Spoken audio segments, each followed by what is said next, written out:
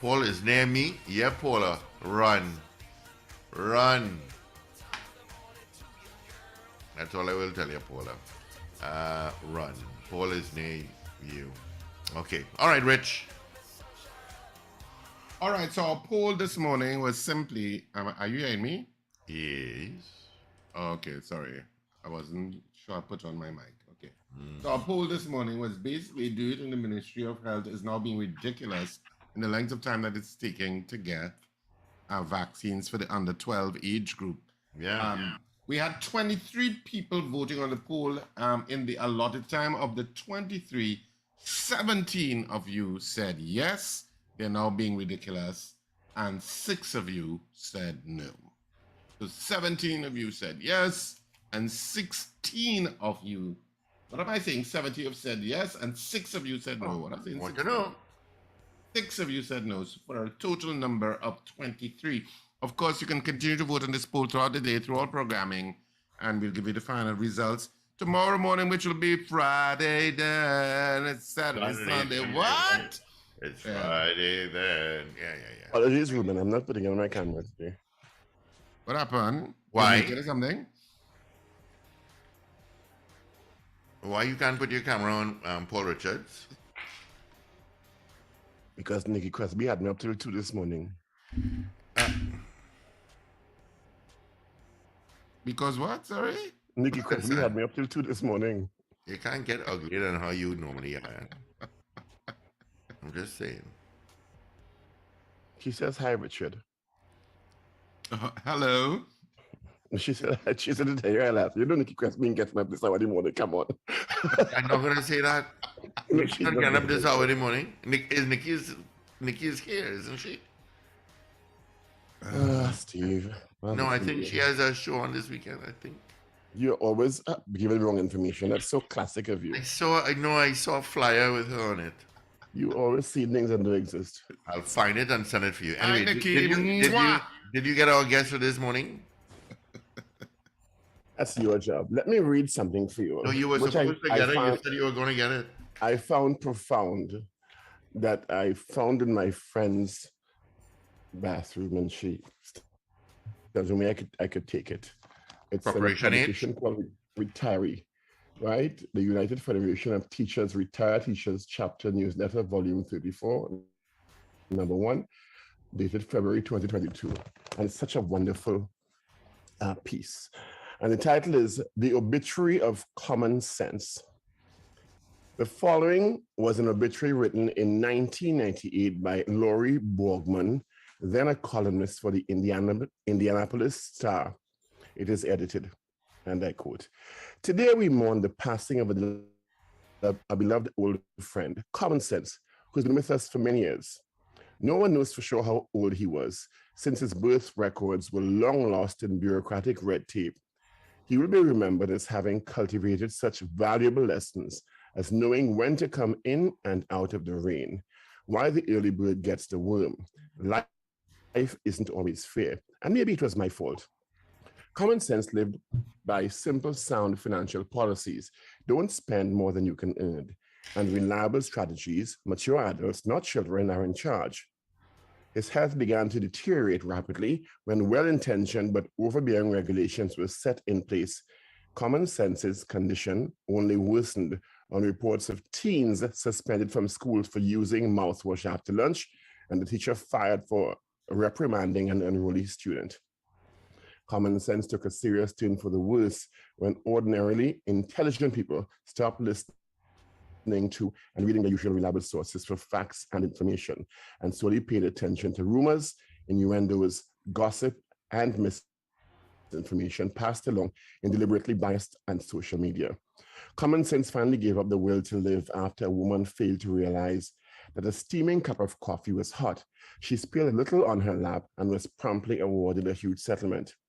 Common Sense was preceded in death by his parents' trust in truth, by his wife's discretion, by his daughter's responsibility, and by his son's reason. He's survived by his stepchildren. I want something for nothing. I want it now. Someone else is to blame. I didn't know. And my friend read it in a group text chat. End. Isn't that fantastic? I find it so profound. It really does paint a very dim picture of Of humanity. life today. Yeah, of humanity today and how we and how the internet analyze has and turned us all absorb into a information. bunch of zombie morons. Yeah. I particularly like the part where he's preceded by my friend. I read it in a group chat, and in trying to biblical context, I Googled it. So Richard spent about 6 years in law school or 4 years in law school for somebody to tell him, well, you can't tell me that because I Google it. Or a doctor with Cambridge trained education is sitting in front of you and you said, but doctor, I Googled it. Yep. And I'm doing my research. And I'm doing my search. I Googled it after somebody trained for like 10 years of their life. Yep. All true. When I read this, no doubt in the bathroom, TMI. I found it so profound. I thought I'd share it this morning. And I guess it's part of a longer piece. I wish you could reproduce it in a trend bigger newspaper. The obituary written in 1998 by Laurie Borgman. That's good writing, eh? Yeah, very good writing. Very, very good writing. For those who still read. Yeah. I will tell you the travel process wasn't bad. But it was pretty easy to get through everything. It was not as bad as I thought. And of course, you have to get the international travel pass, which is like this little long time, little book you used to get in school when you were 5 years old. Mm-hmm. I thought that international travel pass is not necessary. It depends on what airline you're traveling with, because you don't need a travel pass to get into the US, but I need a travel pass to get onto JetBlue. Oh. You understand? I also need an antigen test to get onto JetBlue, but I didn't need an antigen test to get into the US. You understand? Yeah. Up to how long before? 72 hours, right? Yes. No, this is it. Well, when they said Yes, 72 hours from the time that you yes. arrive in the final destination. No, I think it's 24 hours for JetBlue. Oh, the antigen was 24 hours. Okay. Yeah, 24 hours for JetBlue. It may vary by airline, but for JetBlue, it's 24 hours. And and the normal other documents.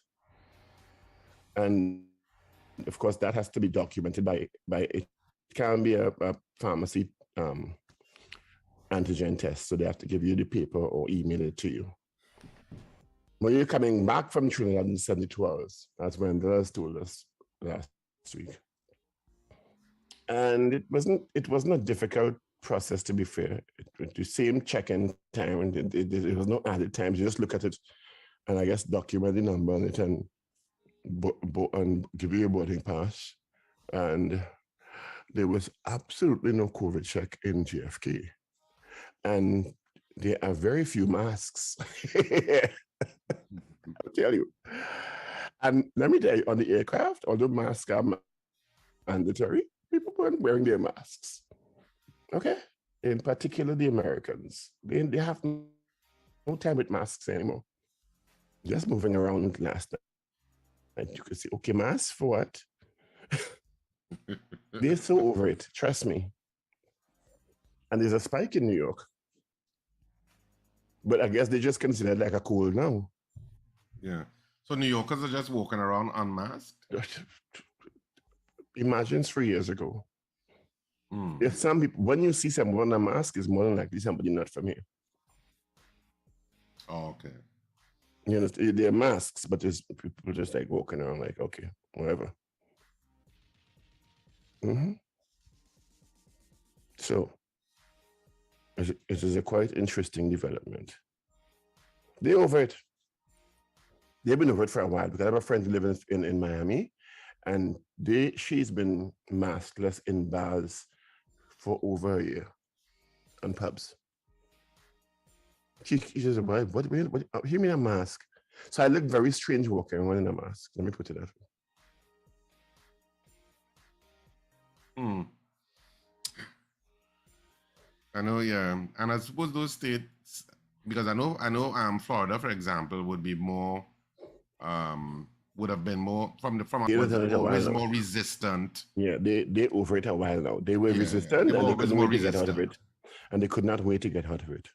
Yeah.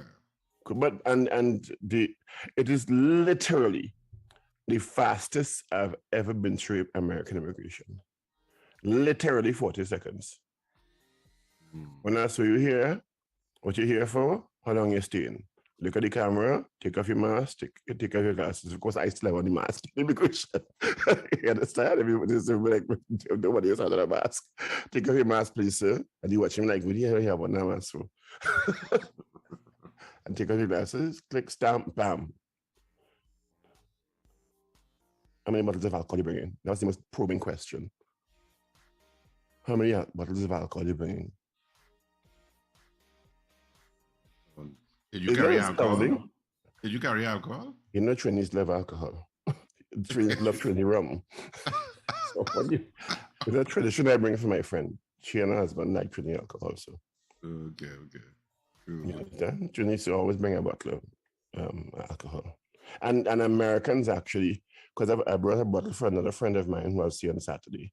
And her husband is not Trinidad, he's American, and he loves Trini rum. Nice. So Trinidad rum is very, very popular. And Angostura. They love most bars in the US stock out Angostura. And I don't know if you look at the show Billions, Richard. No, I don't actually. It's a very popular series since season 3. And it's a high-end show about billionaires and the financial wars of billionaires and the prosecutors and stuff. Extremely great show. And there was and it's a really high-end, you know, that kind of high-end show. Yeah. And there's one scene where a billionaire was celebrating with his staff because he owns a brokerage company, and he laid it out, and somebody mixed a drink for him without Angostura bitters, and he chastised them. You did not use Angostura bitters, so it's not a real drink. So it's really, really considered the creme de la creme of mixers around the world. Yeah, it is. Yeah, that's a global thing for years now. Yeah, Angostura bitters. And it's appeared in several shows. And if you look at chef shows, because I'm a chef food show junkie, it's one of the high. I don't know how we that should be running our economy. Remittances and Angostura bitters. I'd watch it, as you're talking about shows. I did watch that Atlanta episode with Trinity the Bone. With but it was directed by Danny. What is his Glover? name? It's Glover. Junior. Yeah, what's his name? What's his first name? Son. Is that his son? You know, they're not related. You know. You know what they hear? No, I always used to think that too, but they're not. The same guy who did that song about America. It's Danny Glover. I think it's Danny. Anyway, but I did watch it. And Childish Gambino. And yeah, and of course his artist, yeah. and of course his style is very. There's no music at all. When I mean no music, his style is very almost raw footage, almost. Yeah. But it's not raw footage, obviously, because it's edited. But there's no music. And it's simply a story. Really, it was really very much a commentary on Americans, and particularly, I suppose, affluent white Americans having nannies from wherever in the world. In this particular case, Usually it was a Trinidad and Tobago developing nanny. countries. And it was a Trinidad and Tobago nanny. And that the children almost become proxy for whatever country, in this case, almost proxy Trinidadian, because the parents just leave these nannies to become basically the proxy mother. Children. Yeah, become the proxy mother. So it's about the little boy, and the nanny didn't show up, Sylvia, and they realize eventually they find out that Sylvia is dead, but they don't know how to break the news to the little boy. And the little boy, is telling the dad when he wants to sleep, he's saying, well, he tells his mother, well, could you rub my back? And she says, sure. And he says, well, could you sing for me? And she says, well, sing what? Well, Sylvia always sang to me. She always used to sing, sweet tea and tea, you know, oh, my country. Little boy, I mean, it. So the mother's like, but eventually, to cut a long story short, they make the decision to go to the funeral. But in between all of this, there's always somebody knocking and leaving this package for Sylvia that the father keeps putting back at the desk or the concierge desk or whatever, and because it's addressed to her and he doesn't want to take it. So they eventually go to the funeral, and of course, where they park, and of course, then of course, as white Americans, they said, "Oh my God, we've reached the islands," because it's wherever in New York City, but it's probably Brooklyn, and and everything Trinity could think of around them. Yes, and so they eventually go in, and of course, they're showing you the juxtaposition between how a funeral, a Caribbean funeral, I guess, would be, and all of the lamenting and crying and all the little fight that almost happened. But interestingly enough, there's another white guy there who's sitting on next to him, who's younger than they are, but maybe in his 20s, and he's talking almost with a Trini accent. So they ask him, "Oh, which part? You're from the islands, so your accent is wrong." He said, "No, I'm from Tribeca." But Sylvia was his nanny too. So it's kind of painting that picture of devolving parenting to nannies. And of course, they painted a very humorous picture of the funeral, a little exaggerated. With even somebody, with even somebody trying to climb into the coffin. And a fight, and family bacchanal in the funeral. And of course, they eventually leave and they go back home, and eventually, and of course, all the people there, a lot of them were Trinis. I mean, well, Trini accented actors. It's interesting you say that we have so much to offer in the world. Like, we went to a Jamaican place last night because everywhere else was closed, believe it or not. Long Island, go figure. And there's this Jamaican woman who told us that she just come to Trinidad 3 weeks before, and she had such a great time because her brother came here and married a Trini woman, and he never left. And he works at the airport authority. I came in for business. You understand? And she said she went to Maracas and it was so beautiful. And she went to Cuba and she went to Temple on the Sea, and she was calling all these places, first time in Trinidad and Tobago. And she said Tobago is so beautiful. And she said, y'all already wasting there, y'all have so much to offer the world. You understand? Y'all have so much to offer the world, and y'all wasting time, because when I went around, I never knew all these things exist in Trinidad. And she's saying, and she kept telling me to talk, keep talking. I love your accent. I love your accent. You understand? And she kept regaling. And this is 3 weeks ago, coming out of COVID. Right. So there was not a lot happening. I mean, you have some things opening back, but so we really undersell ourselves in this country. Going to the Ministry of Tourism.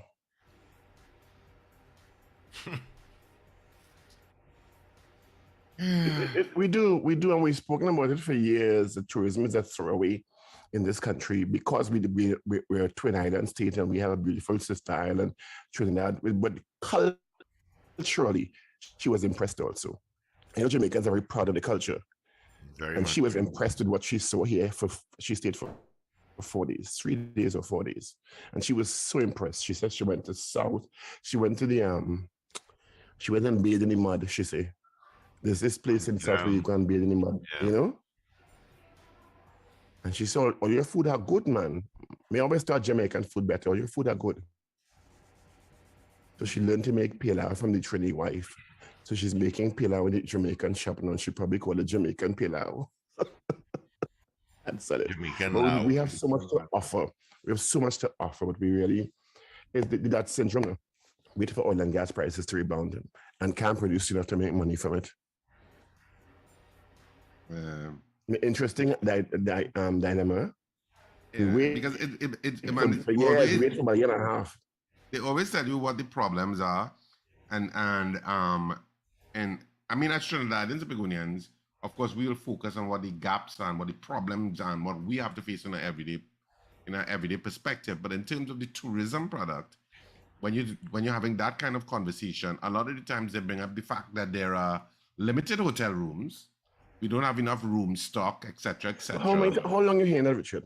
Yeah, we have heard that for years. Before Chogam. And then you build something like Magdalena yes. Grand and you dump and you let it run down. What's the point? So it's six steps forward, 8 steps back. Yeah, we always talk about that. Even though, I mean, of course, there is Airbnb in Trinidad and Tobago, and of course, there are quite a few people who do Airbnb. Yeah, they are. So there is some level of hotel stock via the Airbnb route. But I don't know even if there is data on it. I don't even know if anybody has counted the quality, looked at the quality of it. I have no clue. Or are you talking about that? You're talking about somebody counting the quality. What about regulating and maintaining the standards so the country could promote a particular standard of hotel stock? And not waiting until the rundown to say, oh my God, we have to regulate that. Yeah. And they have a whole ministry of tourism. That's what part of it should be about. But regulating the ground transportation, regulating the experiences that tourists come in and quantifying and taking feedback so that, because they do it in St. Lucia. I remember years ago when I worked at freelance at TV6, and we used to go to cover St. Lucia Jazz for 4 or 5 years straight. And the attention to detail that the St. Lucia Tourist Board paid to our experience, and they came every day. How did you find this? How was the ground transportation? Seeking feedback. This is like 15, 20 years ago, yeah? To ensure that our stay was optimal. Did anyone try to overcharge you? Simple questions, they're asking you all the time because they understood the value of that kind of feedback in maintaining a certain standard of product and care. But we do business. We do business. And we have so much to offer. Yeah, it's Jamaica must have we learned to wine, we learned to wine. We couldn't wine before we learned to wine. But things we take for granted culturally that people so enjoy. Remember when Queen Latifah came down and she talked about liming and it became a big thing? Yes. Everything we take for granted because we've had it so long, it becomes so natural to us, people appreciate so much. Well, let's open up the lines at this point, because we get a little interactive with people who are listening. Nani, it's your question this morning. My opinion, I have no empirical fact to support this. Me feel they're rushing, because the last time they bring vaccine, nobody didn't take it up. But they haven't brought vaccines for that age group. And because the 12 to 17 was so poorly accessed, it is unlikely that the under 12 will be accessed even more because people are more finicky about younger children. So that's why I feel philosophically must say, in a rush now because they're in a rush for the 12 to 17. So we go spend a certain money again and waste it. We're going to access it when we access it. That is what the impression I get because the uptick for the 12 to 17 was so poor. Well, general vaccine was moderate. You say 50% is moderate. As you describe that. Who said it was moderate? 50.8%? Well, I'm asking if you consider 50% moderate. Well, it's more than half. But you see, it's not really half of 1.4 million if a section of the 1.4 can't get access to vaccines, which is the under 12 group. Which comprises how many people? The cohort is usually 20,000 writing at sea. So that multiplied by 5 multiplied by 20,000 multiplied by standard 1, 2, 3, 4, 5 by 5, 100,000. Rough calculation and assumptions. Every year, 18 to 20,000 right SC. So the cohort is usually 80 to 20,000 per year, right? Yeah. So you say multiply that by 5 standards, 1 to 5. So about 100,000 kids. So you're right in that way. And there's some people who will never take it. So the eligible group was always, I think, 1.1 million in the country. So just under 600,000 or about 600,000 vaccines taken in the country Individuals who took vaccines, I should say, not vaccines taken. Are the phone lines, huh? Yeah. By the way, we can take your calls at We have some calls online already. Oh, you have some calls. Okay. Yeah. Good morning. Good morning, gentlemen. Good morning. Good morning. I Morning. think the Minister of Education is missing the boat. Why it is we always have to wash our dirty linens out of the country? Deal with the parents. Why the teachers have to go and take a course to deal with the delinquents? Have to deal with the parents. If you start to charge the parents when the children fighting at school, the parents will pay more attention to the children. It's not everything they want the government to pay for this, and then the teachers have to take a course to take care of the children. No, deal with the parents.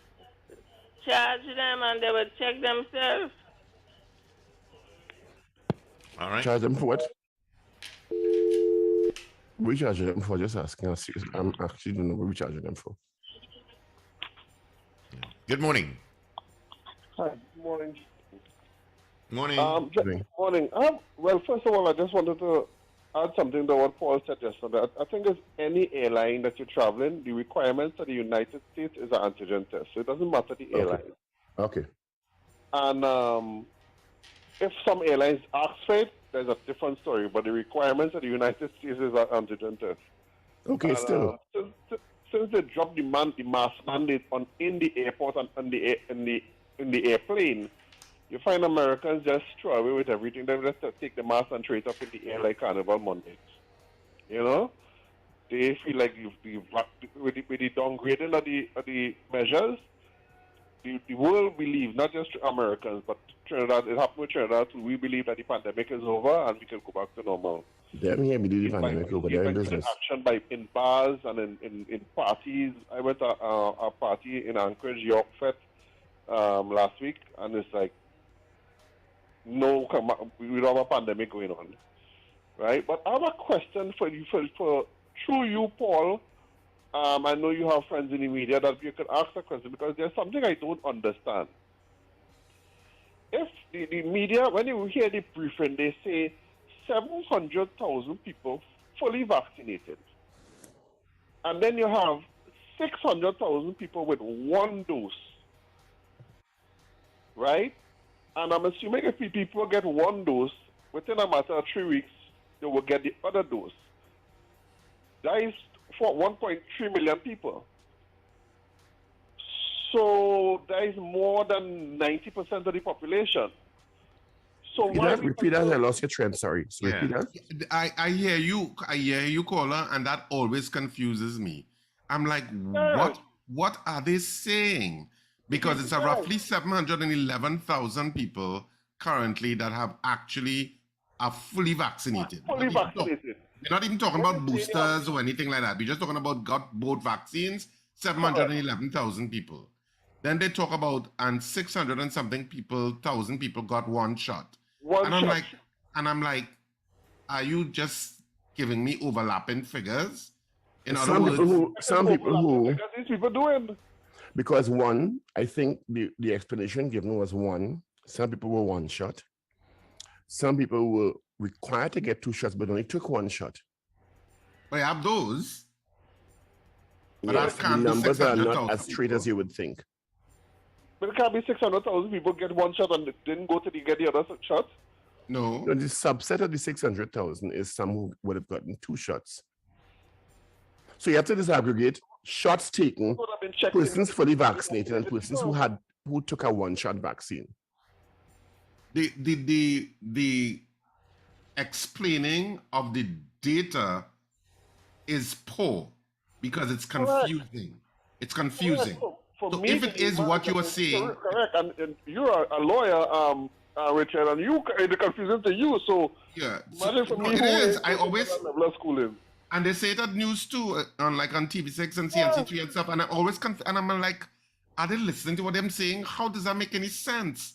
So if it is Paul, figures, we have nothing to worry about because 99% of the population is vaccinated. Will be vaccinated according to how they're explaining it. So what they really need to say is 711,000 people are fully vaccinated. They got the two shots or whatever.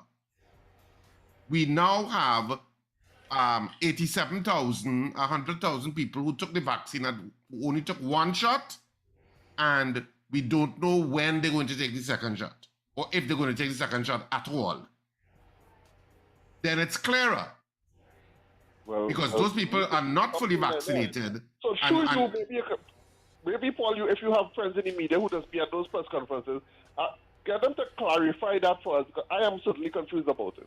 Yeah. Well, I was asking directly the minister in Parliament, and I was still confused. So I'm really not being pejorative.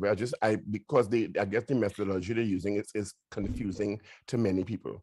Yeah, it is. I always say when so many people have questions about a particular bit of data analysis, it means it's either wrong or they're not. It's not being describing it translated properly. Yeah. All right, so I'll leave it there. All right. Thanks, buddy. All right. 222-8255, 612-8255. Toll free North Americans. 866-525-1099. That's our toll free number for those in North America coming straight to the studio. So what number should I use since I'm in North America, but I'm not a North American? Try the 866-525-1099. Use your friend phone. Use your friend phone. Yeah. All right. Call's coming through. Let's go. Good morning. Morning. Paul, boy. Good morning. Morning, Mr. Patrick. Yeah. Paul, I hear you talking about a menu just now they fill out. When I was in New York 2019, and I was talking to some Trinidadian people, them don't know nothing about boil and fry. Paul, you know boil and fry? What is boil and fry? What's boil and fry? What's your business? All you know what is boil and fry? No, I don't know what's boil and fry. You boiling cassava and dasheen and breadfruit and things, and you're frying it up with onions and seasoning and things. You know nothing about that? No. What's your business, Paul? I know I've eaten it before, but I didn't know you call it boil and fry. Let me put it that way. Oh, they call it boil and fry. Cassava, provision, you boil it first, peel it, and then you fry it up with onions and tomatoes and different things. Uh-huh. I've had that before, but I didn't know that a name for it. Oh, very different. Who calls that boil and fry though? Huh? I say, who calls it boil and fry? Trinidadians, we? I am Trinidadian and I can't remember calling life. anything boil and fry. Yeah, I never heard about that in my life. What trouble is this, brother? Well, Mr. Patrick, you sure that is not a Trinity thing and a Trinity thing located just on your block, but it's called boil and fry? I learned that some years, I think that in Waterfield. Nah. Yeah. But there are many Trinidadians listening to this program, so they need to call in. Will they ever hear about boil and fry? Yeah, they will call you. So I know people will eat cassava, however it's cooked. Yeah. I don't know anything that you call it boil and fry. They fry it up with tomatoes and onions and different things. Not saying we never ate it, we said we don't know they call it, but that is actually called Thanks, Mr. Patrick. Boil and fry. Yeah. But I never hear that term as a part of a Trini cuisine thing. Yeah, but I was asking this morning, how many children between the age of 15 and 18 take the vaccine? You mean the percentage? I have no clue. Yeah, about the percentage of children, because it's not a big uproar because parents say they're not carrying the children to take vaccine. So much more for them younger children. The parents say they going for no vaccine for them children. So let me hear what's going on about and that's an argument on both sides, yeah, because there are some parents that are going to be more concerned that their children actually are protected, because you're even more protective of children in that age group, so that you may pretty much very likely let your child take the vaccine because you don't want the child to get sick. Yeah, Mr. Patrick, and there are more and more children getting hospitalized globally because of these new Omicron variants. Yeah. All right, we have another call. Good morning. Good morning. I think the boil and fry came in like when you cook provision and you have the leftovers, you fry it up with the saltfish for the next day. But you hardly hear people really do it. They call it, Lisa said they call it saute provisions. Okay. All right. Good morning. Good morning.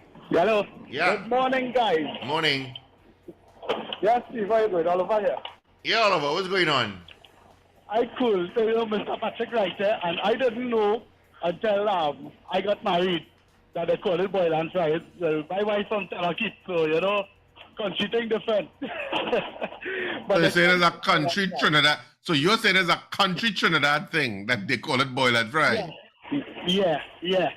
I never heard of that. I grew up in Central. I grew up in California, right? And I tasted it before, but I never knew the name of it. And it's when I got married to my Coco Pile, half Coco Pile Indian wife, then I found out that it's boil and fry is the name of the thing. Here you with your description of your Coco Pile Indian wife. Half Indian wife. Here Coco Pile, your half own- Indian wife. With your own descriptive, you're half pile. What is it? Half Indian Coco Pile wife. She's half Indian Coco Pile. I understand exactly what you mean. I almost want to ask you if that could be also considered boiled and fried. Yeah. Believe me. Believe me. She does a good job with that. And one of the best dal you could taste. Now you're talking my language. Actually, there is a former minister. I could call his name Jack Warner. Love her dal. Papa. That is a very loaded statement. Yes, I go, oh, Papa. Jack, wanna love your wife down? All right. Thanks, Oliver. That's all like a chutney. No problems. That's all like a chutney, Soka. I love she down. Why that man love my wife Dal so much? Good morning, caller. Hi, guys. Morning, Carol here. Yeah, Carol here. Hey, Carol. Yes, it is known as boil and fried. I didn't know about that in my earlier years, but in recent times, I have heard it referred to as boil and fry. From some country folk. Not you see? necessarily, no. Not necessarily from country folk. But, Mr. you know, Mr. Patrick has from educated us all. Yeah, boil and fry. Yeah. All right, Carol. Okay. And How you feeling? I was going to invent. I was going to invent a segment called "Welcome to Mr. Patrick's World." Mr. Patrick's Corner. Right. Good morning. Good morning, Steve. I did not finish. Mr. Paul, what I was trying to explain, instead of working on the teachers, they should work on the parents. That is what I was trying to explain. But when the children fight, they bring in the parent and charge them. That is what I was trying to explain. And charge them with what? The child fighting? Yeah, when they fight, who cut who with knife, and instead of, remember, the children is underage, bringing the parents And and 18. That's a long-standing debate here, whether a parent should be held legally responsible for their children's actions. I understand what you're saying. Yeah. Yeah, but why they don't work on the parent in some way? Why they looking to work on the teachers? The children coming from home with this. Mm-hmm. All right. Agreed. Thanks, San Fernando. Good morning. Good morning. Yeah, good morning, Steve, Richard. And, Morning, sir. Paul. Good morning. Yeah, good morning. Yeah, I would like to, two things. One, I would like to send birthday greetings to my niece, Natafi Harry. Natashi.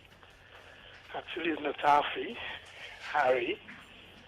And the other thing is, when last you guys have had a good lagoon goat roti?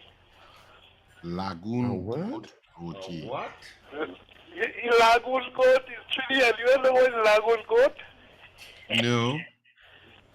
Hey, roti, a pumpkin roti, what? They call it lagoon goat roti when they have plenty pumpkin in it. No, I think that's what they call the roti with pumpkin. Lagoon goat. Check it out. Lagoon. Never heard that expression. From St. James. I check it out. All right, Have a cool. good day, guys. Lagoon goat roti. I have They're never whole heard from that. these Trini names. I don't know. A lagoon goat roti. I have never heard anybody standing up in a line behind me saying, "Oh boy, I'm going for the lagoon goat roti." Sorry, because I would have turned back and say, "What? But I heard Lagoon somebody goat?" talking about a conch roti the other day. People just put conch in roti. Well, I hear, but I've heard about that. That's not necessarily something I would eat, Sorry, but conchs. lagoon goat, never heard that phrase. Human does eat something, eh? Never heard that phrase. All right, gentlemen, we got to run into our 8 o'clock Do news we, break. Steve? Yep. It's exactly 8 o'clock on this Cinco de Mayo day. Let's get into it. Avie is in. This is your news bulletin from Power 102 Digital. It is hoped that the recruitment and selection process for